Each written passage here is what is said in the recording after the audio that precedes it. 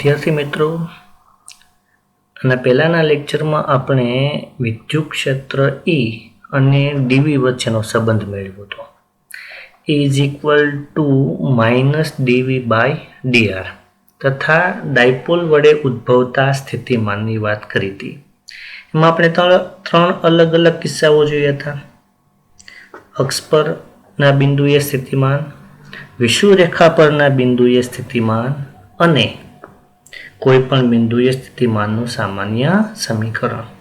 તો અક્ષ પરના બિંદુએ સ્થિતિમાન આપણને મળ્યું હતું, યાદ કરજો, v is equal to kq by r square તથા વિષુવરેખા પર સ્થિતિમાન મળ્યું હતું 0 અને કોઈ પણ બિંદુએ સ્થિતિમાનનું સમીકરણ મળ્યું હતું kp cos theta by r square, જ્યાં થીટા શું છે તો કે ડાયપોલ મોમેન્ટ અને r વચ્ચેનો ખૂણો. રેડી? હવે આપણે આજે એક નવી થિયરી ભણીએ, સમસ્થિતિમાન પૃષ્ઠ, ઇક્વિપોટેન્શિયલ સરફેસ. સમસ્થિતિમાન પૃષ્ઠ, તો સમસ્થિતિમાન પૃષ્ઠ કોને કહેવાય, ઇક્વિપોટેન્શિયલ સરફેસ કોને કહેવાય? તો કે ક્ષેત્રમાં આવેલું એવું પૃષ્ઠ, વિદ્યુત ભારના ક્ષેત્રમાં આવેલું એવું પૃષ્ઠ કે જે પૃષ્ઠ પરના દરેક બિંદુએ સ્થિતિમાન સમાન હોય. જે પૃષ્ઠ પરના દરેક બિંદુએ સ્થિતિમાન કેવું હોય? સમાન હોય. એને શું કહેવાય?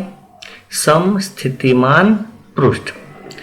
મિત્રો, તમે ઓપ્ટિક્સમાં જે તરંગ અગ્ર ભણી ગયા હતા, તરંગ અગ્ર એટલે તમને ખબર જ છે, સમાન કળામાં આવેલા કણોને સમાવતું સમતલ. સમાન કળામાં આવેલા કણોને સમાવતું સમતલ. રેડી? એ જ રીતે સમસ્થિતિમાન પૃષ્ઠ, કે સમસ્થિતિમાન પૃષ્ઠ એટલે એવું પૃષ્ઠ કે જેના દરેક બિંદુએ સ્થિતિમાનનું મૂલ્ય સમાન હોય. રેડી? તો અલગ અલગ કિસ્સાઓ આપણે જોઈએ. જો ફોર એક્ઝામ્પલ, આપણી પાસે એક પોઈન્ટ ચાર્જ છે.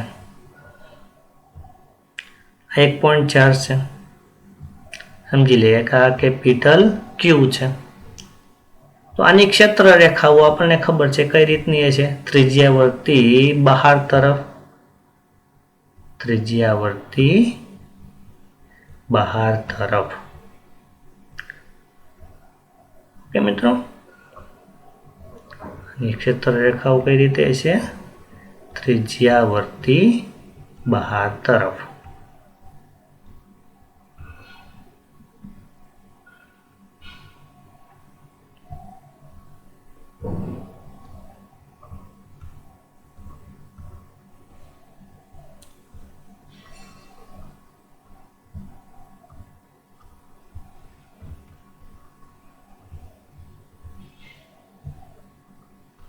આ એક પોઈન્ટ ચાર્જનું વિદ્યુત ક્ષેત્ર થયું. હવે આ જે પોઈન્ટ ચાર્જ છે, અહીંથી r જેટલા અંતરે, અહીંથી r જેટલા અંતરે, એટલે કે આ એક બિંદુ રાખું, અહીંયા સ્થિતિમાન કેટલું હોય છે? v ઇઝ ઇક્વલ ટુ, તો કે k q by r. Ready? અહીંથી આ કેટલું અંતર લઈએ? r જેટલું અંતર લઈએ તો અહીંયા સ્થિતિમાન કેટલું છે? કે ક્યુ બાય r. અહીંથી r જેટલા અંતરે એ કે ક્યુ બાય r, અહીંથી r જેટલા અંતરે એ કે ક્યુ બાય r, અહીંથી આઈ કે ક્યુ બાય r. એમ આ દરેક બિંદુએ સ્થિતિમાન તમને કેવું મળશે? કે ક્યુ બાય r. રેડી? તો આ બધા જ બિંદુઓને એક સમાવતું સમતલ લઈ લે. ફોર એક્ઝામ્પલ, એક ફૂટબોલ છે અને ફૂટબોલના કેન્દ્રમાં એક ધન વીજભાર રાખ્યો છે. તો ફૂટબોલની જે સરફેસ છે એ ફૂલ સરફેસ પર આવેલા કોઈ પણ બિંદુએ સ્થિતિમાન કેવું હોય? સમાન હોય. તો એ ફૂટબોલની સરફેસને તમે શું કહી શકો? સમસ્થિતિમાન પૃષ્ઠ. એને શું કહી શકશો તમે? સમસ્થિતિમાન પૃષ્ઠ. એટલે આ બધા જ બિંદુઓને સમાવતું એક સમતલ આપણે લઈ લઈએ. તો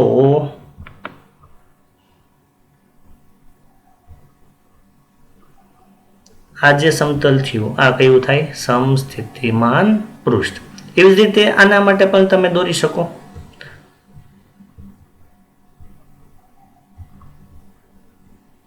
તો આ પણ શું થયું, બીજું સમસ્થિતિમાન પૃષ્ઠ.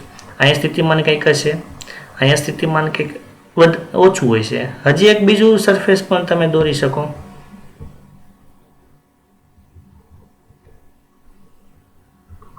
તો આ બધા જે પૃષ્ઠ થયા એ કેવા થયા, સમસ્થિતિમાન પૃષ્ઠ. આને R1 કહું તો KQ/R1, અહીંયા V1 હશે.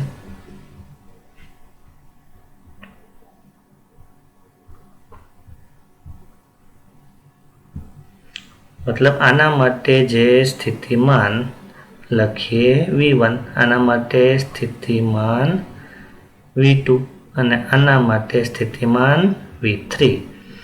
તો અહીંયા આ જે સરફેસ છે એ દરેક સરફેસ પર સ્થિતિમાન કેટલું હોય છે, V1 જેટલું હોય છે.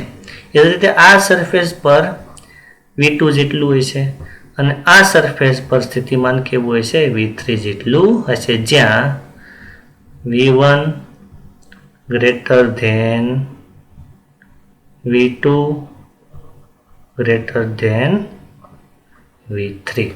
રેડી. પણ આ એક સરફેસ પર બધે જ સ્થિતિમાન સમાન, આ એક સપાટી પર બધે સ્થિતિમાન સમાન, આ એક સપાટી પર બધે સ્થિતિમાન સમાન.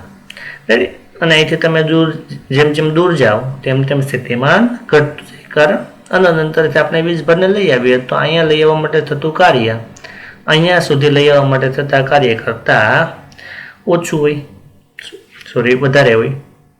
તો આ સ્થિતિમાન વધારે, આ સ્થિતિમાન એનાથી ઓછું અને આ સ્થિતિમાન એનાથી પણ ઓછું. એ જ રીતે આપણે કોઈ નિયમિત ક્ષેત્ર લઈએ,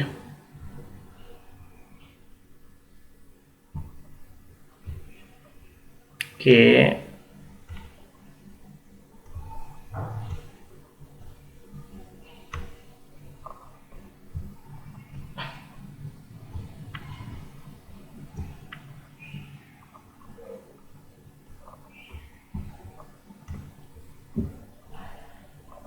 આ કોઈ નિયમિત ક્ષેત્ર છે.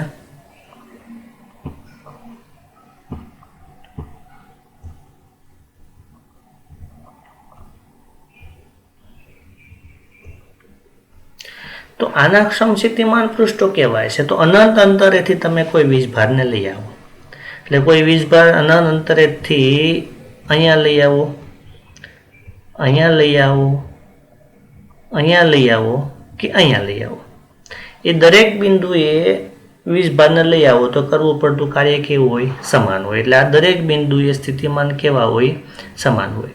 તો આ બધા જ બિંદુઓને જોડતું એક સમતલ આપણે બનાવી શકીએ. એ સમતલને આપણે શું કહીએ, સમસ્થિતિમાન પૃષ્ઠ. એક સમતલને આપણે શું કહી શકીએ,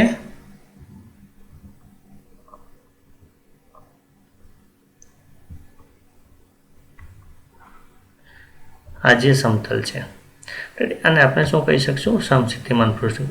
આપણે આને થોડુંક આ રીતે દોરીએ.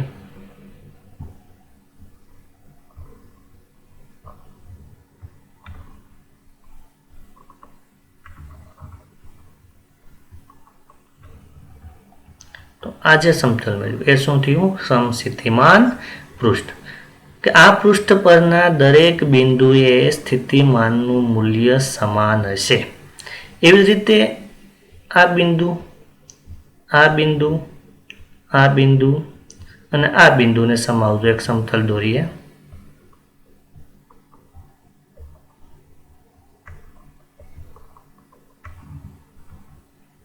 આ શું થયું, બીજું સમસ્થિતિમાન પૃષ્ઠ. એવી રીતે અહીં એક પૃષ્ઠ દોરીએ.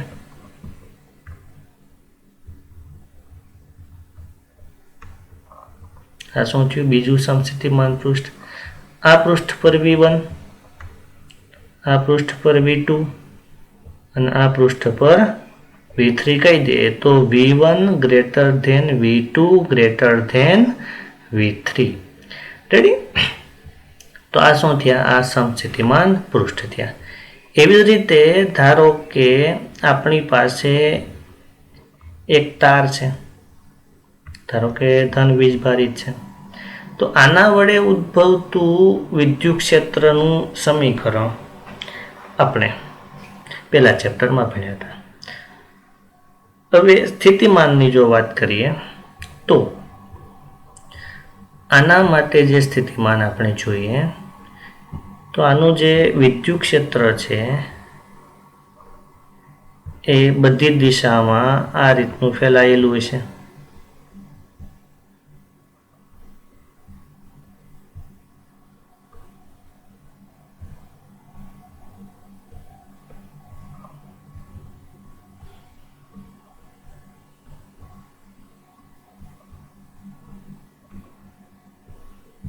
રેડી મિત્રો?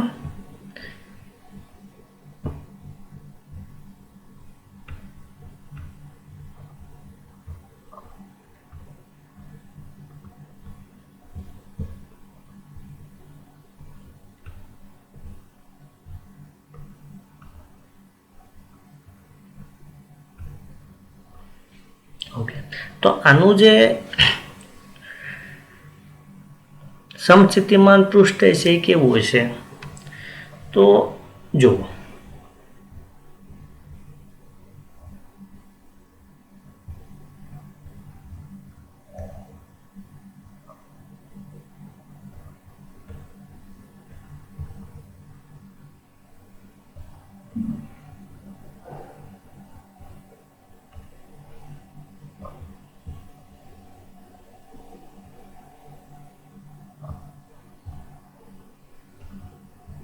નળાકાર કેવું હશે?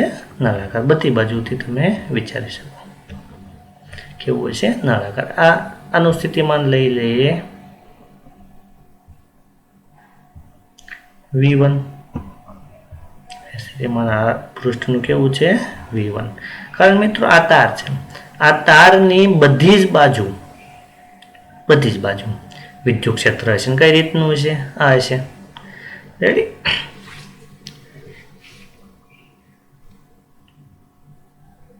હવે બીજું પૃષ્ઠ પણ તમે દોરી શકો.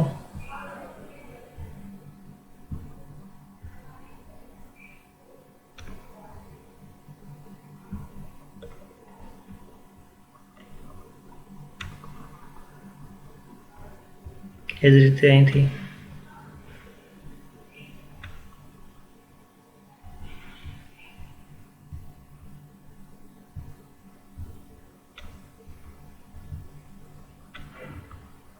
કે તો આ બીજું છે. અહીંયા સ્થિતિમાન કેટલું હશે? V2, જ્યાં V1 ગ્રેટર ધેન V2. તો સમસ્થિતિમાન પૃષ્ઠ કોને કહેવાય? તો કે એવી સરફેસ, એવું પૃષ્ઠ કે જે પૃષ્ઠ પરના દરેક બિંદુએ સ્થિતિમાનના મૂલ્યો સમાન હોય એને શું કહેવાય? સમસ્થિતિમાન પૃષ્ઠ. એટલે સમસ્થિતિમાન પૃષ્ઠની વ્યાખ્યા શું થશે? એવું સમતલ કે જેના પર આવેલા દરેક બિંદુએ પોટેન્શિયલ ડિફરન્સ સમસ્થિતિમાન કેવું હોય? સમાન હોય. એને શું કહેવાય? સમસ્થિતિમાન પૃષ્ઠ. હવે સમસ્થિતિમાન પૃષ્ઠ પરના કોઈ પણ બિંદુએ એક સ્થાન પરથી બીજા સ્થાન પર જવું હોય તો કેટલું કાર્ય કરવું પડે? ફોર એક્ઝામ્પલ કે તમારે અહીંથી આ એક સમસ્થિતિમાન પૃષ્ઠ છે. ઓકે મિત્રો, હવે તમારે સ્થાન બી થી સ્થાન એ સુધી જવું છે. કોના પર? સમસ્થિતિમાન પૃષ્ઠ ઉપર. તો કેટલું કાર્ય કરવું પડે? આ માર્ગે જઈ શકો, અહીંથી આ માર્ગે પણ જઈ શકો, અહીંથી આ માર્ગે પણ જઈ શકો, પણ કરવામાં આવેલું કાર્ય માર્ગ પર આધારિત નથી, પ્રારંભિક અને અંતિમ પોઝિશન ઉપર જ આધારિત છે. એ આપણને ખબર છે. અને કેટલું કાર્ય કરવું પડશે? તો આપણને ખબર છે કે કાર્ય B2A is equal two Q delta V. Ready? Delta V is equal two કાર્યના છેદમાં વીજભાર. આપણે આગળ સમીકરણ ભણ્યા હતા. તો કાર્ય બરાબર Q ઇન્ટુ ડેલ્ટા V, જ્યાં ડેલ્ટા V શું થશે? VA minus VB. પણ હવે ખબર છે કે આ બિંદુ અને આ બિંદુએ સ્થિતિમાનના મૂલ્યો કેવા છે? સમાન છે. કારણ આ બંને બિંદુઓ ક્યાં આવેલા છે? સમસ્થિતિમાન પૃષ્ઠ ઉપર. એટલે આ બંનેનું સ્થિતિમાન કેવું? સમાન. તો ડેલ્ટા વી કેવું થાય? 0. તો કાર્ય કેવું થાય? 0. એટલે સમસ્થિતિમાન પૃષ્ઠ પર કરવામાં આવેલું કાર્ય હંમેશા કેવું હોય? 0 હોય. યાદ રાખજો, સમસ્થિતિમાન પૃષ્ઠ પર કરવામાં આવેલું કાર્ય હંમેશા કેવું હોય? 0 હોય. રેડી? એટલે કે ડેલ્ટા વી કેવું થાય? 0 થાય. એટલે કાર્ય 0. તો સમસ્થિતિમાન પૃષ્ઠ માટે યાદ રાખવાની બાબતો. નંબર 1 કે સમસ્થિતિમાન પૃષ્ઠ અને પરિણામી ક્ષેત્ર હંમેશા કેવા હોય? એકબીજાને લંબ હોય. સમસ્થિતિમાન પૃષ્ઠ અને પરિણામી ક્ષેત્ર હંમેશા કેવા હોય છે? એકબીજાને લંબ હોય છે. જો અહીં પરિણામી ક્ષેત્ર કઈ તરફ? ત્રિજ્યાવર્તી દિશામાં. તો સમસ્થિતિમાન પૃષ્ઠ કેવું મળ્યું? ગોળાકાર. કેવું મળ્યું છે? ગોળાકાર. રેડી? પોલા ગોળા જેવું. તો આ જે પોલો ગોળો અને આ એની ત્રિજ્યા, તો આ બંને કેવું હોય છે? આ એકબીજાને લંબ હોય છે. અહીંયા આ નળાકાર, તો આ નળાકારી સપાટી અને આ ક્ષેત્ર એ બંને કેવા છે? એકબીજાને લંબ. અહીંયા આ ક્ષેત્ર અને આ સમતલ એ બધા કેવા છે? એકબીજાને લંબ છે. એટલે સમસ્થિતિમાન પૃષ્ઠ અને પરિણામી ક્ષેત્ર હંમેશા કેવા હોય? એકબીજાને લંબ હોય. નંબર 2, સમસ્થિતિમાન પૃષ્ઠ માટે વિદ્યુત સ્થિતિમાન પ્રચલન 0 થાય. કારણ ડેલ્ટા વી 0 અને ડેલ્ટા વી 0, તો વિદ્યુત સ્થિતિમાન પ્રચલન dV/dl કેવું થશે? 0 થાય. નંબર 3, સમસ્થિતિમાન પૃષ્ઠ ક્યારે એકબીજાને છેદતા નથી. જો છેદે તો શું થાય? છેદન બિંદુ આગળ સ્થિતિમાનની 2 મૂલ્ય મળે, જે શક્ય નથી. મતલબ શું થયું? કે ધારો કે સમસ્થિતિમાન પૃષ્ઠ જે છે, આ એક સમસ્થિતિમાન પૃષ્ઠ અને આ બીજું સમસ્થિતિમાન પૃષ્ઠ, તો આ એક છેદન બિંદુ થયું. તો અહીંયા શું થયું? 2 સમસ્થિતિમાન પૃષ્ઠનો મતલબ શું થયું? આ સમસ્થિતિમાન પૃષ્ઠ માટે ધારો કે સ્થિતિમાન V1 અને આના માટે ધારો કે સ્થિતિમાન V2. તો આ એક જ બિંદુ આગળ સ્થિતિમાનના 2 મૂલ્ય મળ્યા. મતલબ કે આ એક વીજભારને અહીંયા લઈ આવવા માટે KQ/R1 અને KQ/R2 કાર્ય કરવું પડે, જે શક્ય નથી. કારણ કાર્ય તો આ અને આ પોઝિશન ઉપર આધારિત છે. મતલબ કે કોઈ એક જ સ્થાન આગળ સ્થિતિમાનના 2 મૂલ્યો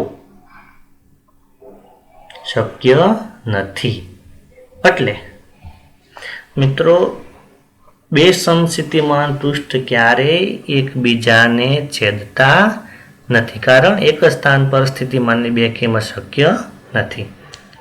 નંબર 4, સમસ્થિતિમાન પૃષ્ઠ હંમેશા એકબીજાને સમાંતર હોય. તમે જોઈ શકો છો, આ અને આ કેવા છે? એકબીજાને સમાંતર. આ અને આ કેવા છે? એકબીજાને સમાંતર. આ અને આ કેવા છે? એકબીજાને સમાંતર. સમસ્થિતિમાન પૃષ્ઠ હંમેશા કેવા હોય? એકબીજાને સમાંતર હોય. નંબર 5, પરિણામી વિદ્યુતીય ક્ષેત્ર હંમેશા ક્યાં હોય? આગળના લેક્ચરમાં પણ તમને કીધું હતું, વધારે સ્થિતિમાનથી ઓછા સ્થિતિમાન તરફ. તો જો મિત્રો, અહીંયા વધારે સ્થિતિમાન કયા પૃષ્ઠનું હોય છે? તો કે આ નાના. અહીંયા ઓછું સ્થિતિમાન છે, ક્ષેત્રની ડાયરેક્શન કઈ મળી? V1 to V2. એટલે કે વધારે સ્થિતિમાનવાળા પૃષ્ઠથી ઓછા સ્થિતિમાનવાળા પૃષ્ઠ તરફ. અહીંયા પણ એમ અને અહીંયા પણ અહીંયા. એટલે પરિણામી ક્ષેત્ર હંમેશા કઈ ડાયરેક્શનમાં હશે? વધારે સ્થિતિમાનવાળા પૃષ્ઠથી ઓછા સ્થિતિમાનવાળા પૃષ્ઠ તરફ. તો સમસ્થિતિમાન પૃષ્ઠ માટે આ 5 નોટ યાદ રાખજો. આના આધારે પણ ઘણીવાર MCQ આવી જાય છે. રેડી મિત્રો? તો સમસ્થિતિમાન પૃષ્ઠ. સમસ્થિતિમાન પૃષ્ઠ કોને કહેવાય? તો કે એવું પૃષ્ઠ, એવું સમતલ, એવી સરફેસ કે જેના પર આવેલા દરેક બિંદુએ સ્થિતિમાનના મૂલ્યો સમાન હોય. જેના પર આવેલા દરેક બિંદુએ સ્થિતિમાનના મૂલ્યો સમાન હોય એવું જે પૃષ્ઠ છે એને શું કહેવાય? સમક્ષિતિમાન પૃષ્ઠ. રેડી મિત્રો? હવે આપણે નેક્સ્ટ ટોપિક પર આગળ વધીએ. કવચ અથવા તો સુવાહક નક્કર ગોળો. જો બંને માટે સમીકરણો સમાન જ છે એટલે મેં બંને એક સાથે અહીંયા લઈ લીધું છે. કવચ અને નંબર 2 સુવાહક નક્કર ગોળો. આ બંનેના સમીકરણો એક સમાન જ આપણને મળશે. એના વડે ઉદ્ભવતું સ્થિતિમાન કેવું હોય છે એના માટે આપણે વાત કરીએ. સૌથી પહેલા આપણે વાત જોઈએ કવચ માટે. રેડી? અને બંને માટે વાત જોઈ લઈએ તોય વાંધો નથી કે આ એક કવચ છે અને આ એક સુવાહક નક્કર ગોળો છે. ત્રિજ્યા બંનેની કેટલી છે? r છે. રેડી? હવે અલગ અલગ બિંદુઓ આપણે ધ્યાનમાં લઈએ. એક બહારની તરફ, એક સપાટી પર અને એક અંદર. તો બિંદુ A કેવું છે? કવચ અને નક્કર ગોળાની બહાર છે. B કવચ અથવા તો સુવાહક ગોળાની સપાટી ઉપર છે. અને C કવચ અથવા તો સુવાહક નક્કર ગોળાની અંદરનું બિંદુ છે. તો આ દરેક બિંદુએ સ્થિતિમાન કેટલું મળે એનું સમીકરણ આપણે જોવું છે. તો સૌથી પહેલી વાત કે કવચને તમે વીજભાર આપો એટલે એની સપાટી પર પથરાઈ જાય. પણ ધારો કે આ બધો જ વીજભાર એના કેન્દ્ર પર સમાયેલો છે, એવી રીતે વર્તે. એટલે આ બધા જે વીજભાર છે એ કઈ રીતે વર્તશે? કારણ કે એક વીજભાર ક્યાં સમાયેલો છે? એના કેન્દ્ર પર સમાયેલો છે, એવી રીતે વર્તે છે. રેડી? આપણે ચેપ્ટર નંબર 1માં ભણી ગયા કે કવચ અથવા તો સુવાહક ગોળો કે જેને પણ તમે વીજભાર આપો તો બધો જ વીજભાર ક્યાં પથરાઈ જાય? તો કે સપાટી ઉપર પથરાઈ જાય. એટલે અંદરની તરફ જો આપણે વાત કરીએ તો અંદર જો આપણે ગાઉસિયન પૃષ્ઠ લઈએ તો અંદર સમેશન ક્યુ કેવું મળશે? 0. એટલે આપણને અંદર વિદ્યુત ક્ષેત્ર કેવું મળશે? 0 મળશે. એ રીતે સુવાહક ગોળાની અંદર પણ વિદ્યુત ક્ષેત્ર કેવું હોય છે? 0 હોય છે, જે આપણે ચેપ્ટર નંબર 1માં ભણી ગયા. તો આ બિંદુએ સ્થિતિમાન કેટલું હોય છે? તો અહીંથી આ અંતર કેટલું લઈએ? તો કે સ્મોલ r, જ્યાં small r is greater than capital R છે. રેડી? તો એક અનંત અંતરેથી કોઈ વીજભારને અહીંયા લઈ આવીએ. અનંત અંતરે અહીંયા સમજી લો ને કે આ કોઈ અનંત અંતર છે. અહીંથી એક ધન વીજભાર, એકમ ધન વીજભારને અહીંયા લઈ આવ્યા. તો જેટલું કાર્ય કરવું પડે એક કાર્ય શું થાય? આ બિંદુ આગળનું સ્થિતિમાન થાય. તો અનંત અંતર તો સ્થિતિમાન 0. એટલે આ બિંદુ આગળનું સ્થિતિમાન લઈ લઈએ VA.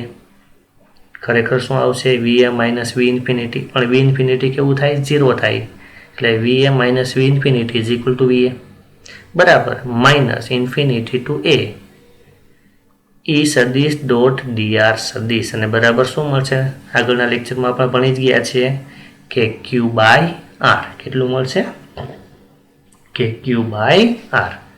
એ જ રીતે આપણે આ બિંદુએ સ્થિતિમાન કેટલું છે? તો અહીંયા શું થશે? R is equal to capital R. એટલે અહીંથી આ અંતર કેટલું થયું? ત્રિજ્યા જેટલું. જો અહીંયા પણ એ જ મળશે ને, અહીંયા પણ આ રીતની જ પોઝિશન છે. તો અહીંથી અંતર એટલે આના માટે પણ કેટલું મળશે? VA is equal to KQ by R. એ જ રીતે VB બરાબર એટલે અનંત અંતરેથી આપણે કોઈ એકમ ધન વીજભારને B બિંદુએ લઈ આવીએ. અહીંયા લઈ આવીએ અથવા તો અહીંયા લઈ આવીએ. કેટલું કાર્ય કરવું પડશે? VB is equal to minus infinity to 2 E સદિશ ડોટ dr સદિશ is equal to KQ by capital R. અને VC બિંદુએ તો VC બિંદુએ કેટલું છે? ખાસ મિત્રો આ જોજો કે VC બિંદુએ સ્થિતિમાન કેટલું હશે? તો જુઓ અહીંયા કે આપણે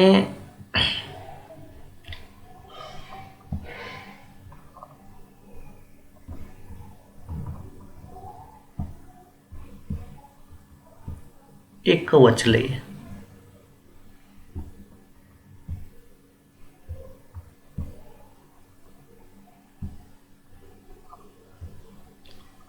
સમજી લો ને આ એક કવચ છે.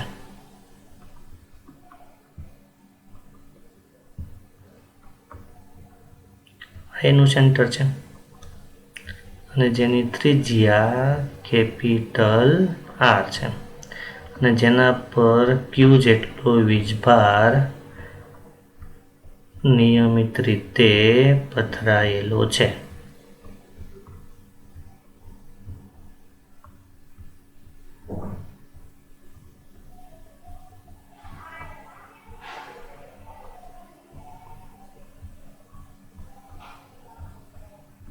રેડી મિત્રો? અનંત અંતરેથી, આ અંતર કેવું છે? અનંત છે. અહીંયા કોઈ એક અંતરને વીજભાર છે અને એને અહીંયા સુધી લઈ આવો છે. ક્યાં સુધી? અહીંયા સુધી. તો કેટલું કાર્ય કરવું પડશે? તો આ બિંદુ કયું આપણને નામ આપ્યું હતું? બી. અને આ બિંદુ કયું નામ આપ્યું હતું? સી. તો ટોટલ કાર્ય કેટલું થયું મિત્રો? જોજો જરા ટોટલ કાર્ય. તો પહેલી વાત કે વીજભારને ઇન્ફિનિટીથી બી સુધી લઈ આવવા માટે કરવું પડતું કાર્ય, એટલે ટોટલ ઇન્ફિનિટી ટુ બી પ્લસ બી થી સી સુધી લઈ જવા માટે કરવું પડતું કાર્ય, એટલે પ્લસ શું થશે? બી ટુ સી. રેડી મિત્રો? તો ટોટલ કાર્ય કેટલું કરવું પડશે? ઇન્ફિનિટી ટુ બી સુધી લઈ આવવા માટે કરવું પડતું કાર્ય વત્તા બી થી સી સુધી લઈ જવા માટે કરવું પડતું કાર્ય. તો જુઓ અહીંયા કે પહેલાં તો વીજભારને અનંત અંતરેથી બી સુધી લઈ આવવો છે, એટલે કેટલું કાર્ય કરવું પડશે? માઇનસ ઇન્ફિનિટી ટુ બી ઈ સદિશ ડોટ ડીઆર સદિશ, અને બી થી સી સુધી લઈ જવો છે એટલે માઇનસ બી ટુ સી ઈ સદિશ ડોટ ડીઆર સદિશ. પણ હમણાં જ આપણે જોયું કે અહીંયા અંદરના ભાગમાં ક્ષેત્ર કેવું હોય છે? તો કે 0 હોય છે, એટલે આ ઈ કેવું થયું? 0. એટલે આ પદ કેવું થઈ ગયું? 0. મતલબ તમને શું મળ્યું? માઇનસ ઇન્ફિનિટી ટુ બી ઈ સદિશ ડોટ ડીઆર સદિશ. અને આ તો હમણાં જ આપણે જોઈ લીધા, ઇન્ફિનિટી ટુ બી કેટલું? કે ક્યુ બાય કેપિટલ આર. મતલબ કે અહીંયા આ બિંદુએ સ્થિતિમાન કેટલું હોય છે? તો કે આ બિંદુએ હોય એટલું જ. તો આ બિંદુએ કેટલું છે? વી સરફેસ કે ક્યુ બાય આર, એટલે વીસી કેટલું થશે? કે ક્યુ બાય આર. અને કેટલું હશે? મહત્તમ હશે. બીજી રીતે પણ તમે જોઈ શકો કે અંદરના ભાગ માટે ઈ કેવું થાય? 0. તો E is equal to minus dV by dr બરાબર 0. મતલબ આ શું થયું? વીનું આરની સાપેક્ષે વિકલન. વીનું આરની સાપેક્ષે વિકલન. તો કોનું વિકલન 0 થાય? તો કે અચળ પદનું. કોનું વિકલન 0 થાય? તો કે અચળ પદનું વિકલન 0 થાય. એનો મતલબ શું થયો? કે તમે અહીંથી કોઈ પણ બિંદુએ લઈ જાઓ. મતલબ શું થયું? તો કે તમે આ બિંદુ લ્યો, આ લ્યો, આ લ્યો, આ લ્યો, કે અહીંથી તમે કોઈ ધન અહીંથી અહીંયા લઈ જાઓ, અહીંથી અહીંયા લઈ જાઓ, અહીંથી અહીંયા લઈ જાઓ, અહીંથી અહીંયા લઈ જાઓ. રેડી? તો એ દરેક બિંદુ એ સ્થિતિમાન કેટલું હોય છે? તો કે આ સપાટી પર જેટલું હોય એટલું. અને કેટલું છે? તો કે ક્યુ બાય કેપિટલ આર જેટલું. કેટલું હોય છે? કે ક્યુ બાય કેપિટલ આર જેટલું. તો એના માટે આપણે ગ્રાફ દોરીએ વી વિરુદ્ધ આરનો. તો શું થશે? તો કે R is equal to capital R. તો એના માટે શું થશે? કે ક્યુ બાય આર, એટલે કે 1/r મુજબ સ્થિતિમાન ઘટશે. કંઈથી તમે જેમ જેમ આમ જશો તેમ 1/r મુજબ સ્થિતિમાન ઘટશે. એટલે આ રીતનો ગ્રાફ આવશે. રેડી? અને અહીંથી આમ જાઓ, અહીંયા મહત્તમ કેટલું? કે ક્યુ બાય કેપિટલ આર. આ મહત્તમ. અને અહીંથી તમે અંદર જાઓ પછી કાંઈ કાર્ય કરવું પડતું નથી, કારણ વિદ્યુત ક્ષેત્ર કેવું છે? 0 છે, એટલે કંઈ કાર્ય કરવું પડતું નથી. તો સ્થિતિમાન કેવું થશે? અચળ. અને કેટલું હોય છે? સરફેસ પર હોય એટલું જ. એટલે અહીંથી આ રીતની સ્ટ્રેટ લાઈન. તો આ જે ગ્રાફ છે આ કયો થયો? તો કે સુવાહક નક્કર ગોળો અથવા તો કવચ માટે V વિરુદ્ધ R નો ગ્રાફ. રેડી મિત્રો, તો આપણે કવચ માટે અને સુવાહક નક્કર ગોળા માટે સ્થિતિમાનની વાત કરી. હવે આપણે વાત કરવી છે, તો મિત્રો આ જે ટોપિક છે, હવે પછીના જે 2-3 ટોપિક કહું છું એ કોમ્પિટિટિવ એક્ઝામ માટેના છે. આપણે બોર્ડની થિયરીમાં આ ટોપિકનો સમાવેશ થતો નથી. તો વિદ્યુત ભારિત અવાહક નક્કર ગોળો હોય તો એના માટે સ્થિતિમાન કેટલું હશે, એના માટે તમારે જે સ્થિતિમાન જોઈએ છે એ અલગ અલગ પોઝિશન, કે આ એક વિદ્યુત ભારિત અવાહક નક્કર ગોળો છે. એના પર ધારો કે ક્યુ વીજભાર છે, ક્યુ નો આપ્યો હોય ને તમને વીજભાર ઘનતા આપ્યું હોય તો પણ તમને ગણી શકો, કારણ ક્યુ ઇઝ ઇક્વલ ટુ રો વી આપણને ખબર છે, એટલે રો બરાબર ક્યુ બાય વી. રેડી? આને શું કહેવાય? કદ વીજભાર ઘનતા. અને વી 4/3 પાયર ક્યુબ અને ડી ક્યુ રો ડી વી, આ બધી જ આપણે ગણતરી ચેપ્ટર 1માં કરી હતી. રેડી મિત્રો? તો આ બિંદુએ સ્થિતિમાન કેટલું, તો કે આ બધો જ વીજભાર આવી ગયો. રેડી? જાણે કે આ બધો જ વીજભાર કેન્દ્ર પર છે એવું આપણે ધારી લઈએ, તો કેટલું થશે? કે ક્યુ બાય આર એ. આ બિંદુએ કેટલું સ્થિતિમાન છે, તો કે ક્યુ બાય કેપિટલ આર. કેટલું હશે? કે ક્યુ બાય કેપિટલ આર. મતલબ કે અહીંયા આપણે જે કવચ માટે જોયું તો એના જેવું, કે ક્યુ બાય આર એ અને કે ક્યુ બાય આર કેપિટલ આર. હવે જે ચેન્જ આવશે એ અંદર આવશે, કારણ અવાહક નક્કર ગોળા માટે અંદર ક્ષેત્ર 0 નહીં થાય. અવાહક નક્કર ગોળા માટે અંદર ક્ષેત્ર 0 થશે નહીં. તો અંદરનું કોઈ પણ બિંદુ સમજી લઈએ કે આ બિંદુ છે સી, તો અન્ય સ્થિતિમાન કેટલું હોય છે તમારે આની ગણતરીમાં પડવાનું નથી. ગણતરી કઈ રીતે થાય એ થોડી ગીત જોવી હોય તો જોઈ લેજો, કે અનંત અંતરેથી એકમ ધન વીજભારને બી સુધી લઈ આવવા માટે કરવું પડતું કાર્ય વત્તા એકમ ધન વીજભારને બી થી સી, એટલે અહીંથી અંતર કેટલું? આર, અને અહીંથી અંતર સ્મોલ આર, એટલે કે કેપિટલ આર થી સ્મોલ આર સુધી લઈ જવા માટે કરવું પડતું કાર્ય, એટલે કાર્ય infinity to R capital R, અને કેપિટલ આર થી સ્મોલ આર સુધી લઈ જવા માટે કરવું પડતું કાર્ય. તો એ તમને ઇક્વેશન મળશે. આ ઇક્વેશન તમારા માટે, કે જે લોકો કોમ્પિટિટિવની તૈયારી કરે છે એના માટે આ ઇક્વેશન યાદ રાખવું. બાકી આપણી બોર્ડની થિયરીમાં આ વસ્તુ નથી. પણ કોમ્પિટિટિવ વાળે મસ્ટ આ જોવું. તો આ જે સમીકરણ છે આનું સોલ્યુશન તમને આ સમીકરણ રૂપે મળશે. ને શું મળશે? કે capital Q by 2r cube under bracket 3r² - r², જ્યાં r એટલે ગોળાની ત્રિજ્યા અને સ્મોલ r એટલે ગોળાની અંદરના કોઈ બિંદુએ કેન્દ્રથી અંતર. ગોળાની અંદરના કોઈ બિંદુએ કેન્દ્રથી અંતર. હવે કોઈ પણ તમે બિંદુ લઈ શકો છો, એની r ખબર હોય અને કેપિટલ R ખબર હોય, એટલે તમે અંદરના કોઈ પણ બિંદુએ સ્થિતિમાન ગણી શકો. બહારના બિંદુએ તો નોર્મલી જે રીતે ગણીએ તે જ કે ક્યુ બાય આરની મદદથી તમે ગણી શકો. જ્યાં આર ક્યાંથી લેવો? ગોળા અથવા તો કવચના કેન્દ્રથી. રેડી? તો અહીંયા કવચના કેન્દ્ર પર સ્થિતિમાન કેટલું હશે? કવચના કેન્દ્ર પર સ્થિતિમાન કેટલું હશે? તો એના માટે સ્મોલ આરની કિંમત 0 લઈ લે. એટલે આ સમીકરણ તમને શું મળશે? 3/2 કે ક્યુ બાય આર. 3/2 કે ક્યુ બાય આર. હવે કે ક્યુ બાય આર શું થશે? તો કે સપાટી પરનું સ્થિતિમાન. કે ક્યુ બાય આર શું થાય? સપાટી પરનું સ્થિતિમાન. તો કેન્દ્ર પર સ્થિતિમાન કેટલું હશે? તો કે સપાટી પરના સ્થિતિમાન કરતાં 1.5 ગણું. કે કેન્દ્ર પર નક્કર ગોળા માટે, અવાહક નક્કર ગોળા માટે કેન્દ્ર પર સ્થિતિમાન કેટલું? તો કે આ જે સરફેસ પર સ્થિતિમાન છે એના કરતાં 1.5 ગણું, એટલે કે 3/2.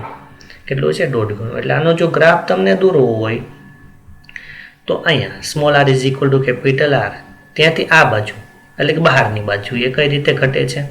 વી ચલે છે 1/r, વી ચલે છે 1/r, અને અંદરની બાજુ એ કઈ રીતે ઘટે છે? તો કે -r². અંદરની બાજુ કઈ રીતે ઘટે છે?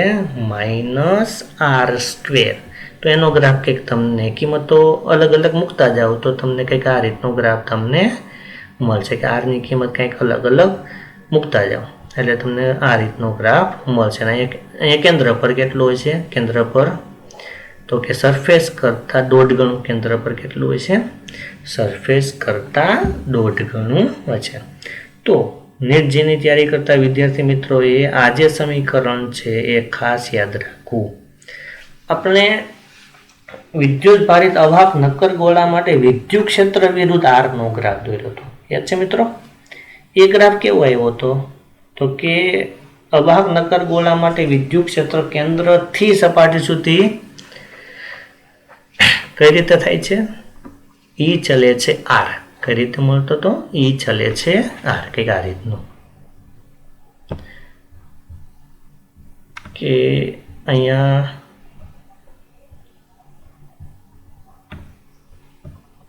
આ વિદ્યુત ક્ષેત્ર E અને r આ કેન્દ્ર અહીંયા લઈએ r બરાબર કેપિટલ R. તો અહીંયા તમને અહીંથી r બરાબર કેપિટલ R સુધી વધતો હતો, અહીંયા મહત્તમ થયો હતો અને પછી 1/r મુજબ ઘટતું હતું. રેડી મિત્રો? આ રીતનું કંઈક તમને 1/r² મુજબ ઘટતો હતો. રાઈટ? તો આ કોનું છે? અવાહક નક્કર ગોળા માટે વિદ્યુત ક્ષેત્ર વિરુદ્ધ અંતરનો આલેખ. અને આ કયો થશે? હા, વિદ્યુત સ્થિતિમાન વિરુદ્ધ અંતરનો આલેખ. કોના માટે? અવાહક નક્કર ગોળા માટે. એના પછી બીજી વાત કરીએ. ધારો કે કોઈ ચાપ હોય, એક r ત્રિજ્યાની ચાપ છે. તો આ ચાપ વડે આ ચાપના કેન્દ્ર પર કેટલું સ્થિતિમાન છે? તો સમીકરણ યાદ રાખજો કે લેમ્બડા આલ્ફા. જ્યાં આલ્ફા એટલે શું થશે? આ ખૂણો. જ્યાં આલ્ફા હંમેશા કેમાં લેવો? રેડિયનમાં. આલ્ફા હંમેશા શેમાં લેવાનું થાય? રેડિયનમાં લેવાનું થાય. એ જ રીતે વિદ્યુત ભારિત સુરેખ તાર હોય તો તેના લીધે અહીંયા સ્થિતિમાન કેટલું? તો આ સમીકરણ VHP = k lambda ln under bracket l plus l² plus d² ની 1/2 ડિવાઈડ બાય d. જ્યાં d એટલે શું થશે? તારથી આપેલા બિંદુનું લંબ અંતર. તારથી આપેલા બિંદુનું લંબ અંતર. આ પણ આપણા કોર્સમાં નથી, કોમ્પિટિટિવ માટે છે. આ પણ આપણા કોર્સમાં નથી, કોમ્પિટિટિવ માટે જ છે. અને કોઈ તકતી હોય, આ એક વિદ્યુત ભારિત તકતી છે જેની પૃષ્ઠ ઘનતા સિગ્મા છે. તો અહીંયા આ જેની અક્ષ છે ત્યાં P બિંદુએ સ્થિતિમાન કેટલું? તો અહીંયા કેન્દ્રથી અંતર કેટલું લઈ લઈએ? d. ત્રિજ્યા લઈ લે કેપિટલ R. તો VHP કેટલું થાય? σ/2ε0 under bracket √d² plus r² minus d. Ready મિત્રો? તો આ છેલ્લી જે 4 થિયરીઓ જોઈ, નક્કર ગોળો, ચાપ, સુરેખ તાર અને તકતી, એ કોમ્પિટિટિવ એક્ઝામ માટેની છે, આપણી બોર્ડમાં થિયરીમાં નથી. ફરીથી કહું છું, કોમ્પિટિટિવ વાળાએ ખાસ આ સમીકરણો યાદ રાખી લેવા. રેડી મિત્રો? હવે સ્થિતિમાન માટે યાદ રાખવા જેવા મુદ્દાઓ. પહેલા તો શૂન્ય સ્થિતિમાન ક્યાં ક્યાં હોય? શૂન્ય સ્થિતિમાન ક્યાં ક્યાં તમને મળે? જેના આધારે તમે દાખલાઓ સરળતાથી બની શકે. એક તો અનંત અંતરે હોય. બીજું કે જો Q1 અને Q2 સમાન મૂલ્યના અને પરસ્પર વિરુદ્ધ વીજભાર ધરાવતા હોય. Q1 અને Q2 સમાન મૂલ્યના હોય અને પરસ્પર વિરુદ્ધ વીજભાર ધરાવતો હોય તો બંને વીજભારોને જોડતી રેખાના મધ્ય બિંદુમાંથી લંબ રૂપે પસાર થતા સમતલના દરેક બિંદુએ PD કેવો હોય? શૂન્ય હોય. યાદ કરો મિત્રો, ડાયપોલનું વિષુવવૃત્ત રેખાવાળો કિસ્સો. ડાયપોલનું વિષુવવૃત્ત રેખાવાળો કિસ્સો કે જ્યાં બંને વીજભારો કેવા છે? સમાન મૂલ્યના અને પરસ્પર વિરુદ્ધ દિશાના. સમાન મૂલ્યના અને પરસ્પર વિરુદ્ધ વીજભારવાળા છે. તો આ બિંદુ લ્યો, આ બિંદુ લ્યો, આ બિંદુ લ્યો, આ બિંદુ લ્યો, કોઈ પણ બિંદુ લ્યો, આ અક્ષ પરનું કોઈ પણ બિંદુ લ્યો તો ત્યાં સ્થિતિમાન કેવું હશે? 0 હશે. તો જો આ બધા જ બિંદુઓને સમાવતું સમતલ દોરી દો તો એ શું થઈ જાય? સમસ્થિતિમાન પૃષ્ઠ. એ કયું થશે? સમસ્થિતિમાન પૃષ્ઠ. એટલે આ બધા જ બિંદુઓને સમાવતું એક સમતલ દોરી દો કે જે આને કેવું હોય? લંબ હોય. આને કેવું હોય છે? લંબ હોય છે. તો આ કેવું થશે? એક સમસ્થિતિમાન પૃષ્ઠ થશે.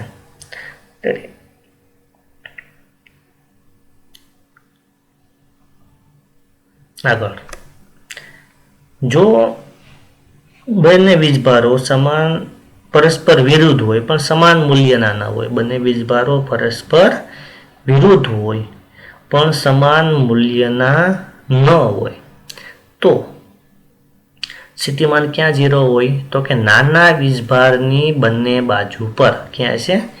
નાના વીજભારની બંને બાજુ પર સ્થિતિમાન કેવું હશે? 0 હોય છે. મતલબ શું થયો? કે તમારી પાસે બે વીજભારો છે, એક Q1 છે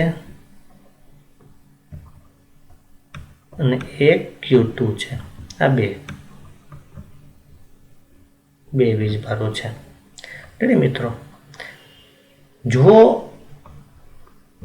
બે સમાન મૂલ્ય પરસ્પર વિરુદ્ધ દિશાના, તો એનું જે મધ્ય બિંદુ છે, મધ્ય બિંદુ ત્યાં સ્થિતિમાન કેવું છે? 0. પણ ધારો કે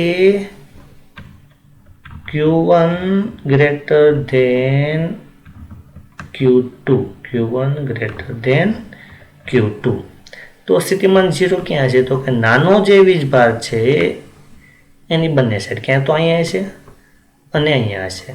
બંને સાઈડ સ્થિતિમાન કેવું તમને મળશે? 0 મળશે. આગળ દાખલામાં પણ આનો આપણે ઉપયોગ કરશું. બીજી નંબર 4, જ્યાં નથી લખી નથી, તમે નોટ કરી લેજો. નંબર 4 કે જો બંને વીજભારો ધન અથવા તો બંને વીજભારો ઋણ હોય તો સ્થિતિમાન ક્યારે 0 ન હોય? જો બંને વીજભારો ધન અથવા તો બંને વીજભારો ઋણ હોય તો સ્થિતિમાન ક્યારે 0 મળશે નહીં. કારણ ટોટલ સ્થિતિમાન કેટલું થાય? તો કે દરેક વીજભાર વડે ઉદ્ભવતા સ્થિતિમાનના બેઝિક સરવાળા જેટલું. કાં તો બંને ધન હોય અથવા તો બંને ઋણ હોય તો સ્થિતિમાન તમને ક્યારેય 0 મળશે નહીં. રેડી મિત્રો, તો સ્થિતિમાન માટે આ મુદ્દાઓ લખી લેજો કે સ્થિતિમાન ક્યાં ક્યાં 0 મળે. એક તો અનંત અંતરે. બીજું કે જો બે વીજભારો સમાન મૂલ્યના પરસ્પર વિરુદ્ધ હોય તો બંને વીજભારોને જોડતી રેખાના મધ્ય બિંદુમાંથી લંબ રૂપે પસાર થતા સમતલના દરેક બિંદુએ સ્થિતિમાન 0 હોય. નંબર 3, જો વીજભાર સમાન મૂલ્યના ન હોય પરંતુ પરસ્પર વિરુદ્ધ હોય તો ક્યાં હોય? તો કે નાના વીજભારની બંને બાજુએ.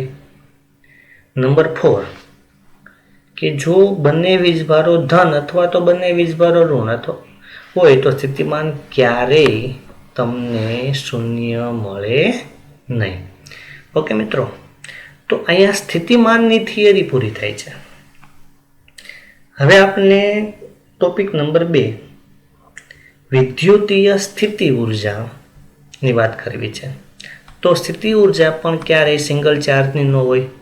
સ્થિતિ ઉર્જા હંમેશા કેવી હોય? તંત્રની હોય છે. ફોર એક્ઝામ્પલ, આ શરૂઆત કરતા પહેલા આપણે વાત કરી લઈએ કે દાખલા તરીકે હું તમને એમ કહું કે સમજી લઈએ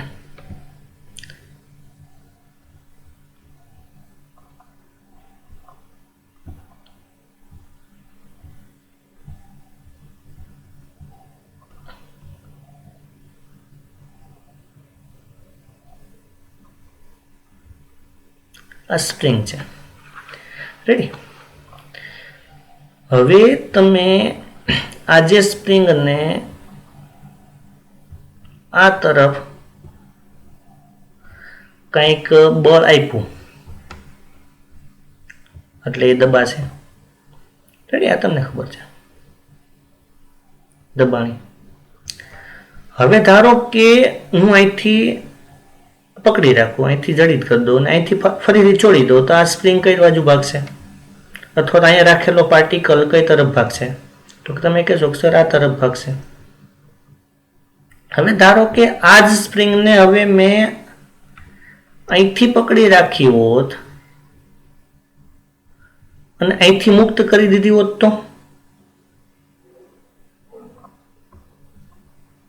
આ પાર્ટિકલ ભાગત ના। આ સ્પ્રિંગ કઈ તરફ ભાગત તો કે આ તરફ જાત। એનો મતલબ શું થયો કે અહીંયા રહેલા પાર્ટિકલની ઊર્જા છે ના, અહીંયા રહેલા પાર્ટિકલની ઊર્જા છે ના। તો ઊર્જા કોની હતી તો કે સ્પ્રિંગની ऊर्जा कोनी हती स्प्रिंगनी तंत्रनी ऊर्जा हती। એટલે સ્થિતિ ऊर्जा हमेशा कोनी पासे होय तंत्र पासे होय, कोई एकल कण पासे होती नथी, कोनी पासे होय हमेशा तंत्र पासे होय। तो अहीं पण ए ज वात करवी छे तंत्रनी विद्युतीय स्थिति ऊर्जा। सौथी पहेला एनी व्याख्यानी वात कर लईए। आगळ जोई गया एम ज के स्थिति ऊर्जा एटले शुं तो के संरक्षी बल वडे करवामां आवेलुं कार्य। कार्य ऊर्जा प्रमेय रेडी। कार्य ऊर्जा प्रमेय W is equal to delta U। W is equal to delta U एटले अहींया मैं व्याख्या नथी लखी, तमे अहींया व्याख्या हेडिंग आपी अने लखी लेजो के तंत्रनी स्थिति ऊर्जा अथवा तो स्थिति ऊर्जा एटले शुं एनी व्याख्या आपो एटले शुं थशे संरक्षी बल WCF। CF नो मतलब शुं थयो कंजर्वेटिव फोर्स रेडी। एटले के संरक्षी बल वडे करवामां आवेलुं कार्य ए तंत्रनी अंदर स्थिति ऊर्जा रूपे संग्रह पामे। संरक्षी बल वडे करवामां आवेलुं कार्य ए तंत्रनी अंदर स्थिति ऊर्जा रूपे संग्रह पामे। तो दाखला तरीके आपणे वात कर लीए कि भाई आ कोई एक वीजभार Q1 छे। हवे आ Q2 वीजभार ने आपणे अनंत अंतरेथी अहींया सुधी लई आववो छे।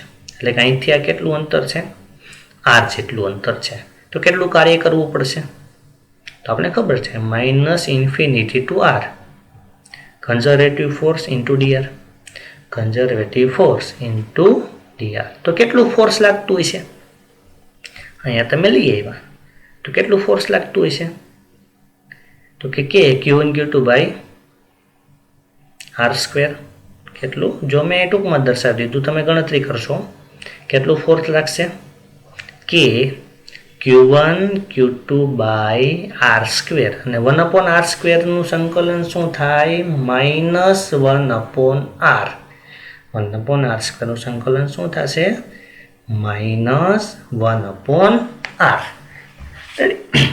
જોજો અહીંયા કે આ બે વીજભારો હોય એક Q1 અને બીજો Q2 તો આ બંને વચ્ચે કેટલું ફોર્સ લાગશે આપણને ખબર છે। અંતર r હોય તો કેટલું બળ લાગશે तो के F is equal to K Q1 Q2 by r²। Ready અને આને સંકલનમાં લઈ લ્યો અને સંકલનમાં લઈ લ્યો એટલે 1/r² નું સંકલન આગળ મેં તમને કીધું હતું x ની ઘાતનું સંકલન રૂપે શું થશે -1/r પછી upper limit minus lower limit મૂકશો એટલે માઇનસ માઇનસ કેન્સલ આઉટ થઈ જશે તો તમને સમીકરણ શું મળશે K Q1 Q2 by r K Q1 Q2 by r। હવે જો અહીંયા મારા બંને વીજભારો ધન હતા એટલે અહીંયા મને ધન મળ્યું। આમાં જો કોઈ એક વીજભાર ઋણ હોત તો આ સ્થિતિ ઊર્જા મને કેવી મળત ઋણ મળત રેડી। તો સ્થિતિ ઊર્જા હંમેશા કોની હોય તંત્રની હોય કેટલી છે बाह्य बल विरुद्ध करवा पड़ता कार्य जेटली के भाई एक वीजभारनी नजीक बीजा वीजभारने लई आवो तो केटलुं कार्य करवू पड़े ए कार्य ए तंत्रनी अंदर स्थिति ऊर्जा रूपे संग्रह पामे। फॉर एक्जाम्पल अहीं पण कही शकाय आने हुं लई आव्यो अत्यारे ज पकड़ी राख्यो छे हमणां जो आने मूकी दઉં तो आने ज पकड़ी राखो आने मूकी दઉં तो અપાકર્ષી બળની અસર હેઠળ આ તરફ ભાગે અને આને પકડી રાખીને આને મૂકી દઉં તો અપાકર્ષી બળની અસર હેઠળ આ ભાગે. મતલબ શું થયું કે સ્થિતિ ઉર્જા કોની છે? આની એકલાની છે? ના. આની એકલાની છે? ના. કોની છે? આ તંત્રની છે. કોની છે? આ તંત્રની. તંત્રની સ્થિતિ ઉર્જા કેટલી છે? તો કે Q1 Q2 બાય R જેટલી. જ્યાં Q1 અને Q2 કઈ રીતે મૂકવા? નિશાની સાથે. રેડી? હવે ધારો કે 2 કરતા વધારે વીજભારોનું તંત્ર હોય, 2 કરતા વધારે વીજભારોનું તંત્ર હોય તો એ તંત્રની સ્થિતિ ઉર્જા કઈ રીતે ગણવી? તો એના માટે તમારે એ તંત્રમાં 2 વીજભારની કેટલી જોડ બને છે એ દરેક જોડની સ્થિતિ ઉર્જા મેળવી અને બેઝિક સરવાળો કરી દેવાનો. ફોર એક્ઝામ્પલ, જોડની સંખ્યા કેટલી છે એના માટેનું સામાન્ય સમીકરણ એક જોઈ લેજો. જોડની સંખ્યા, દાખલા તરીકે આપણી પાસે 3 વીજભાર છે. વીજભાર નંબર 1, વીજભાર નંબર 2 અને વીજભાર નંબર 3. તો આ ત્રણેય વીજભારો વચ્ચે 2 વીજભારની કેટલી જોડ બનશે? તો કે એક પહેલા વીજભાર ને બીજા વીજભારની એક જોડ, બીજા વીજભાર ને ત્રીજા વીજભારની એક જોડ અને પહેલા અને ત્રીજા વીજભારની એક જોડ. એના સિવાય એકે 2 વીજભારની જોડ બને ના. તો કેટલી ટોટલ જોડ થઈ? 3. તો જોડની સંખ્યા એ તમારે શોધવી. તો આ એક સામાન્ય સમીકરણ યાદ રાખજો કે n, જ્યાં n એટલે શું થાય? વીજભારની સંખ્યા. n એટલે શું થાય? વીજભારની સંખ્યા. n under bracket n - 1/2. n under bracket n - 1/2. For example, અહીંયા 3 વીજભારો લઈએ એટલે કેટલી જોડ બનશે? તો કે 3. 3 - 1 એટલે 2. એટલે 3 દુ 6, 6/2 એટલે 3 જોડ બની. કઈ 3 જોડ? તો ફરીથી કહું છું, પહેલા બીજા વચ્ચેની એક જોડ, બીજા ત્રીજા વચ્ચેની એક જોડ અને પહેલા ત્રીજા વચ્ચેની એક જોડ. એટલે કે 3 વીજભારો. એક પહેલો વીજભાર, બીજો વીજભાર અને ત્રીજો વીજભાર. આ બંને વચ્ચેનું અંતર નામ આપી દો R12. આ બંને વચ્ચેનું અંતર નામ આપી દો R23 અને આ બંને વચ્ચેના અંતરને નામ આપી દો R13. તો ટોટલ આ તંત્રની સ્થિતિ ઉર્જા કેટલી? રેડી? તો ટોટલ જોડ કેટલી બની? 1, 2 અને 3. એટલે કે U12 આની વચ્ચે, U13 અને U23, U12, U13 અને U23. તો આ બંને વચ્ચે સ્થિતિ ઉર્જા કેટલી? 2 વીજભારો માટે તો આપણને ખબર છે કે Q1/Q2/R, કે Q1 Q2/R12 વત્તા કે Q1 Q3/R13 વત્તા કે Q2 Q3/R23. રેડી મિત્રો? ખરેખર આ લોજિક આપ્યું મેં તમને. ખરેખર સ્થિતિ શું બને કે પેલા એક વીજભાર અહીંયા હતો, કોઈ એક્સટર્નલ ક્ષેત્ર છે નહીં અત્યારે. આ એક વીજભાર અહીંયા હતો. હવે આ વીજભારને અનંત અંતરેથી અહીંયા લઈ આવ્યા એટલે કેટલું કાર્ય કરવું પડશે? તો કે Q1 Q2/R12. હવે આ વીજભારને અનંત અંતરેથી અહીંયા લઈ આવવો છે તો આ વીજભાર વિરુદ્ધે કાર્ય કરવું પડશે અને આ વીજભાર વિરુદ્ધે કાર્ય કરવું પડશે. રેડી? તો આ વીજભાર વિરુદ્ધ આ વીજભારને આ વીજભાર ઉપર આ વીજભાર વિરુદ્ધ કેટલું કાર્ય કરવું પડે? તો કે Q1 Q3/R13 અને આ વીજભાર વિરુદ્ધ કેટલું કાર્ય કરવું પડે? તો Q2 Q3/R23 જેટલું કાર્ય કરવું પડે. જેટલું ટોટલ કાર્ય કરવું પડે એ કાર્ય એ તંત્રમાં સ્થિતિ ઉર્જા રૂપે સંગ્રહ પામે. હવે ફરીથી કહું છું કે આ સમીકરણમાં જે Q મૂકો એ હંમેશા તમારે નિશાની સાથે મૂકવાનું. ફોર એક્ઝામ્પલ, Q2 ઋણ હોત તો આ પદ ઋણ થાત અને આ પદ પણ ઋણ થાત. એવી રીતે 4 વીજભારો હોય તો 4 વીજભારનું તંત્ર કઈ રીતે બનાવવું અથવા તો કેટલા તંત્રો બનશે? તો જો અહીંયા 4 - 1 એટલે 3. એટલે કેટલું થશે? 4 તેરી 12/2 એટલે 6. કેટલી જોડ બનશે? 6. કઈ રીતે બનાવવાની? એક લોજિક વાપરજો. 6 જોડ બની, 1 2 3 4 5 અને 6. રેડી? તો કઈ રીતે? તો કે પહેલા એક વીજભાર છે, બીજા વીજભારને લઈ આવવા માટે કરવું પડતું કાર્ય, ત્રીજા વીજભારને લઈ આવવા માટે કરવું પડતું કાર્ય. એટલે જુઓ, U12 U13 U14 4 છે ને આપણી પાસે. હવે U23 કારણ 21 તો આવી ગયા, U12 કે 21. રેડી? તો U23 24 અને U34 એટલે ટોટલ 6 જોડ બની ગઈ. ખરેખર શું છે? જેટલા વીજભારો અહીં વધતા જશે એટલા બધા જ વીજભારો વિરુદ્ધ બહારથી આવતા વીજભારને લઈ આવવા માટે કાર્ય વધતું જશે. રેડી મિત્રો? એટલે હવે જો આ તમે જોયું હતું. હવે હજી મારે ચોથા વીજભારને લઈ આવવું હોય તો આના વિરુદ્ધે કાર્ય કરવું પડે, આના વિરુદ્ધે કાર્ય કરવું પડે અને આના વિરુદ્ધે કાર્ય કરવું પડે. જો U12 અહીંયા છે, U13 અહીંયા છે અને U23 અહીંયા છે. હવે મારે ચોથા વીજભારને અહીંયા લઈ આવવું હોય તો આના વિરુદ્ધ કાર્ય કરવું પડે એટલે U14. રેડી? આના વિરુદ્ધ કાર્ય કરવું પડે U24. રેડી? અને આના વિરુદ્ધ કાર્ય કરવું પડે U34. સમજાણી વાત? એટલે ટોટલ કેટલા બન્યા? એટલા. હજી મારે 5 વીજભારોનું તંત્ર વધતું. 5મા વીજભારને આ 3 પ્લસ ચોથો વીજભાર એ ચારેય વિરુદ્ધ કાર્ય કરવું પડે.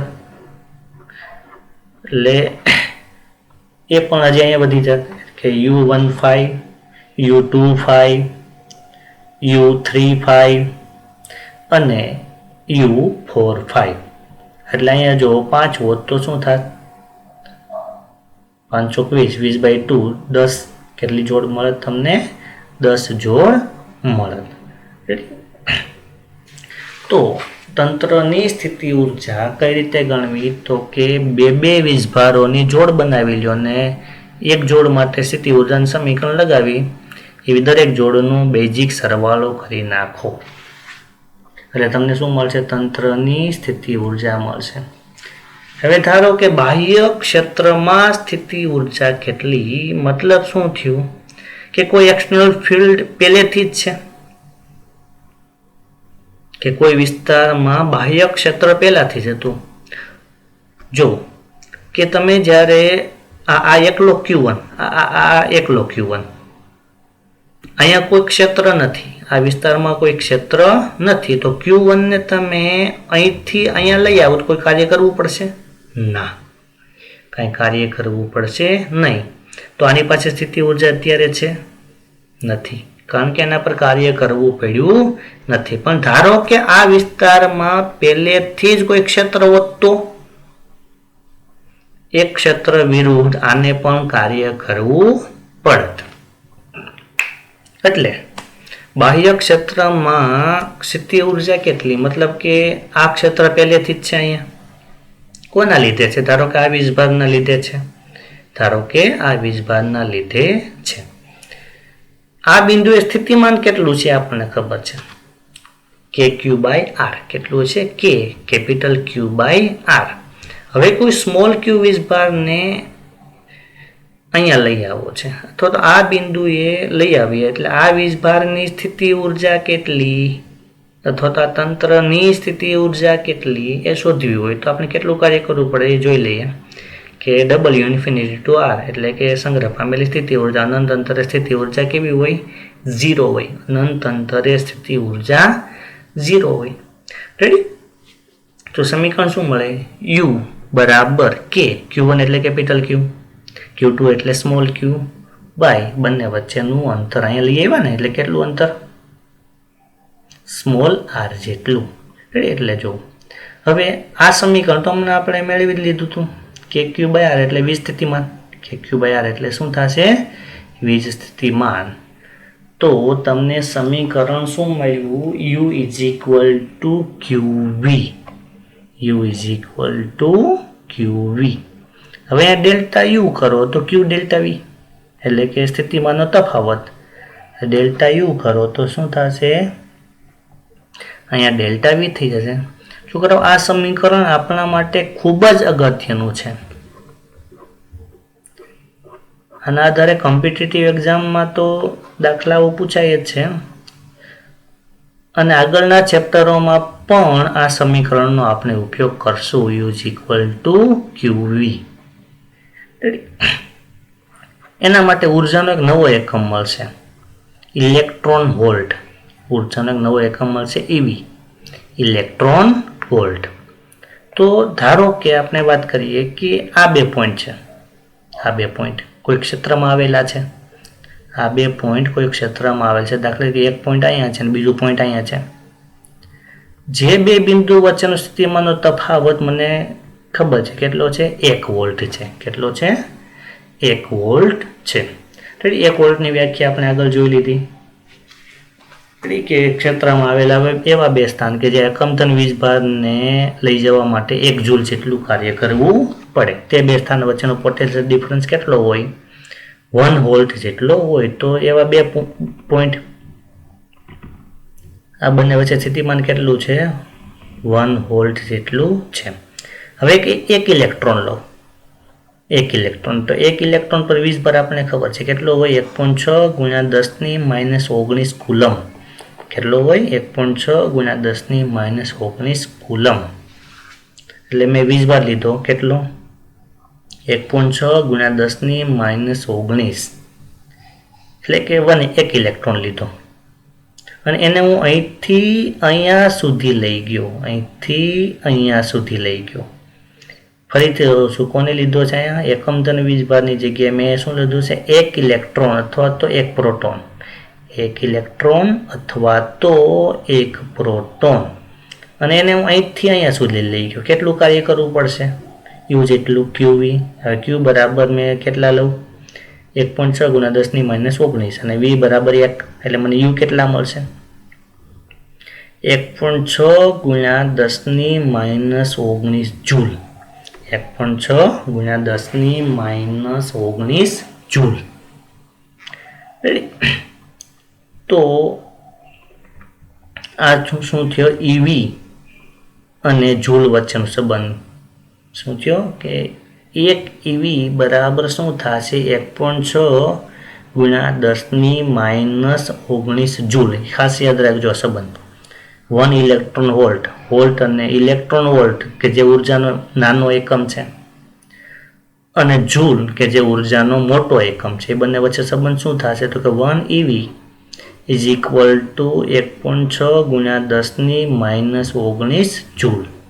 એટલે આના આધારે આનો ઉપયોગ તમે મોડર્ન ફિઝિક્સમાં કરશો કે જ્યારે તમે પરમાણુ, ન્યુક્લિયસ અને દ્વૈતવાદ ચેપ્ટર ભણશો ત્યારે તમે આનો વધારે ઉપયોગ કરશો.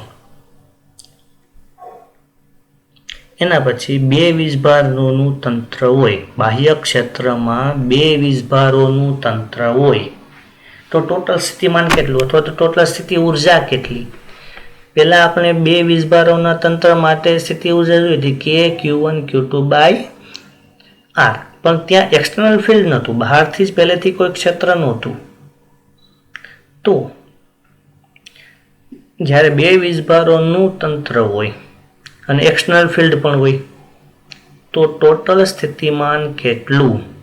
તો સૌથી પહેલાં તો જો આ એક એક્સટર્નલ ફિલ્ડ છે. અત્યારે આ એક પોઈન્ટ અને આ બીજો પોઈન્ટ છે. હવે જો તો એક વીજભાર અહીંયા સ્થિતિમાન કેટલું છે? V1 છે. અહીં સ્થિતિમાન કેટલું છે? V2 છે. હવે કોઈ અનંત અંતરેથી હું Q1 વીજભારને અહીંયા સુધી લઈ આવું એટલે મારે આ ક્ષેત્ર વિરુદ્ધ કાર્ય કરવું પડશે. કેટલું કાર્ય કરવું પડશે? એની સંગ્રહ પામેલી સ્થિતિ ઉર્જા જેટલું. કેટલી સ્થિતિ ઉર્જા સંગ્રહ પામશે? Q1 V1. હવે હું Q2 વીજભારને આ સ્થાને લઈ આવું અહીંયા તો મારે હવે આ ક્ષેત્ર વિરુદ્ધ તો કાર્ય કરવું જ પડશે પ્લસ આ વીજભાર વિરુદ્ધ પણ કાર્ય કરવું પડશે. તો આ ક્ષેત્ર વિરુદ્ધ કેટલું કાર્ય કરવું પડશે? ધારો કે સ્થિતિમાન મને ખબર છે V2, તો કેટલું કાર્ય કરવું પડશે?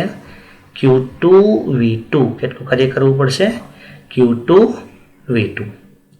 અને આના વિરુદ્ધ કેટલું કાર્ય કરવું પડશે તો કે Q1 Q2 બાય R12 કે Q1 Q2 બાય R12 મતલબ કે આ જે તંત્ર છે એની કુલ સ્થિતિ ઉર્જા કેટલી થઈ જોજો અહીંયા પહેલેથી જ એક્સટર્નલ ફિલ્ડ છે વિધાઉટ એક્સટર્નલ ફિલ્ડમાં આપણે જોઈ લીધું આજે વાત કરી એ કોના માટે છે પહેલેથી જ કોઈ બાહ્ય ક્ષેત્ર નથી પહેલેથી જ કોઈ બાહ્ય ક્ષેત્ર નથી ત્યારે તમે આ રીતની ગણતરી કરી શકો પણ ધારો કે પહેલેથી જ બાહ્ય ક્ષેત્ર હોય તો જેટલા પણ વીજભારો હોય એ દરેક વીજભારને બાહ્ય વિદ્યુત ક્ષેત્રને વિરુદ્ધ લઈ આવવા માટે કાર્ય કરાવવું પડે તો જુઓ પહેલો એક વીજભાર લઈ આવ્યા એટલે આ ક્ષેત્રને વિરુદ્ધ કાર્ય કરવું પડ્યું કેટલું Q1 V1 બીજા વીજભારને લઈ આવો તો આની વિરુદ્ધ તો કાર્ય કરવું જ પડશે આ વીજભારની વિરુદ્ધ પણ આ ક્ષેત્રની વિરુદ્ધ કાર્ય કરવું પડશે એટલે વીજભાર વિરુદ્ધ કેટલું કાર્ય કરવું પડશે કે Q1 Q2 બાય R અને ક્ષેત્ર વિરુદ્ધ કેટલું કાર્ય કરવું પડશે Q2 V2 એટલે આ જે તંત્ર છે એની ટોટલ સ્થિતિ ઉર્જા કેટલી મળી તો કે U is equal to U1 plus U2 plus U12 એટલે આ U1 આ U2 અને આ U12 નો બેઝિક સરવાળો કરી દો ફરીથી કહું છું વીજભારો હંમેશા કઈ રીતે મૂકવા નિશાની સાથે મૂકવા નંબર 3 ડાયપોલની સ્થિતિ ઉર્જા નંબર 3 ડાયપોલની સ્થિતિ ઉર્જા છોકરાઓ ડાયપોલની સ્થિતિ ઉર્જા મેં તમને ચેપ્ટર 1 માં ભણાવી દીધી જ્યારે આપણે ચેપ્ટર 1 માં ડાયપોલનું ટોર્ક ભણ્યા હતા ડાયપોલ વડે ઉદ્ભવતું બાહ્ય ક્ષેત્રમાં ડાયપોલને મૂકો તેના પર લાગતું ટોર્ક આપણે ભણ્યા હતા ત્યારે એ ડાયપોલને થીટા ખૂણે ગોઠવવા માટે કરવું પડતું કાર્ય પણ આપણે ભણ્યા હતા એ ડાયપોલને થીટા ખૂણે ગોઠવવા માટે કરવું પડતું કાર્ય યાદ કરો મિત્રો એ કાર્ય મળ્યું હતું -PE cos theta -PE cos theta બસ એ શું થશે ડાયપોલની સ્થિતિ ઉર્જા -PE cos થીટા રેડી મિત્રો તો આજે આપણે જે વાત કરી કઈ વાત કરી હતી ફરીથી આખા લેક્ચરનો રિકેપ જોઈ લઈએ કે આપણે વાત કરી હતી સમસ્થિતિમાન પૃષ્ઠથી કે સમસ્થિતિમાન પૃષ્ઠ કોને કહેવાય એવું પૃષ્ઠ કે જેના દરેક બિંદુએ સ્થિતિમાનના મૂલ્યો સમાન મળે અને અલગ અલગ તંત્ર માટે પૃષ્ઠ દોર્યા હતા બિંદુવત વીજભાર હોય તો પૃષ્ઠ કેવું મળે ગોળાકાર સુરેખ તાર હોય તો નળાકાર નિયમિત ક્ષેત્ર હોય તો સમતલ ખરી એવા બધા પૃષ્ઠો મળે એના માટે યાદ રાખવાની બાબતો આપણે જોઈ હતી અને સમસ્થિતિમાન પૃષ્ઠ પર એક સ્થાનથી બીજા સ્થાન પર વીજભારને લઈ જાવ તો કરવું પડતું કાર્ય 0 થાય એની પણ વાત કરી હતી કવચ તથા સુવાગોળા માટે સ્થિતિમાન ભણ્યા કે બહાર કેટલું હોય કે Q બાય સ્મોલ r સપાટી પર કે Q બાય કેપિટલ R અને અંદર સ્થિતિમાન કેટલું હોય તો કે સપાટી પર હોય એટલું જ હોય એનો ગ્રાફ પણ આપણે જોયો બીજું કોમ્પિટિટિવ એક્ઝામ માટે અવાહક નક્કર ગોળાનું સમીકરણ ભણ્યા રેડી ચાપ માટે વિદ્યુતભારી સુરેખ તાર માટે તથા તકતી માટેના સમીકરણો આપણે જોયા અને સ્થિતિમાન માટે ક્યાં ક્યાં સ્થિતિમાન તમને શૂન્ય મળશે તેની વાત આપણે કરી એના પછી વાત કરી તંત્રની સ્થિતિ ઉર્જા સૌથી પહેલા વિધાઉટ એક્સટર્નલ ફિલ્ડ એટલે કે બાહ્ય વિદ્યુત ક્ષેત્ર ન હોય ત્યારની વાત કરી તો સ્થિતિ ઉર્જા હંમેશા કોની હોય તો કે તંત્રની હોય કેટલી હોય તો કે એક વીજભારને બીજા વીજભાર સુધી આ અંતર લઈ આવવા માટે સંરક્ષી બળ વડે જે કાર્ય કરવું પડે એ કાર્ય તંત્રની સ્થિતિ ઉર્જામાં સંગ્રહ પામે છે તો જ્યારે તમને 2 કરતાં વધારે વીજભારો આપેલા હોય અને તંત્રની સ્થિતિ ઉર્જા શોધવી હોય તો 2 વીજભારની કેટલી જોડ બનશે જાણવા માટેનું સમીકરણ શું થશે તો કે n(n-1/2) રેડી જ્યાં n એટલે શું થશે વીજભારોની સંખ્યા 3 વીજભાર હોય તો 3 જોડ બને, 4 વીજભાર હોય તો 6 જોડ બને, 5 વીજભાર હોય તો 10 જોડ બને. કઈ કઈ જોડ બનશે એ પણ તમે જોઈ શકો છો. આ રીતે તમે ગણતરી કરી શકો.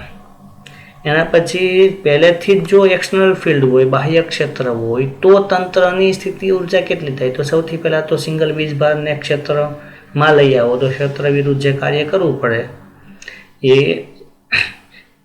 એ વીજભારની સ્થિતિ ઉર્જા થશે. અને સમીકરણ શું મળશે? U is equal two QV. અને આના આધારે ઇલેક્ટ્રોન વોલ્ટ નામનો આપણને ઉર્જાનો એક નવો એકમ મળ્યો. 2 વીજભારો હોય તો ટોટલ સ્થિતિ ઉર્જા કેટલી? તો કે પહેલા વીજભારને બાહ્ય ક્ષેત્ર વિરુદ્ધ લઈ આવવા માટે કરવું પડતું કાર્ય વત્તા બીજા વીજભારને બાહ્ય ક્ષેત્ર વિરુદ્ધ લઈ આવવા માટે કરવું પડતું કાર્ય વત્તા બીજા વીજભારને પહેલા વીજભાર વિરુદ્ધ કરવું પડતું કાર્ય. એટલે ટોટલ ત્રણેય ઉર્જાનો બેઝિક સરવાળો. હવે આપણે નેક્સ્ટ લેક્ચરમાં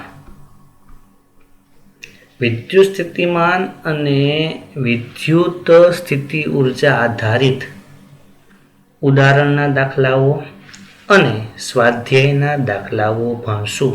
અને એના પછી જ આપણે નવો ટોપિક કેપેસિટર તરફ આગળ વધશું. ઓકે મિત્રો.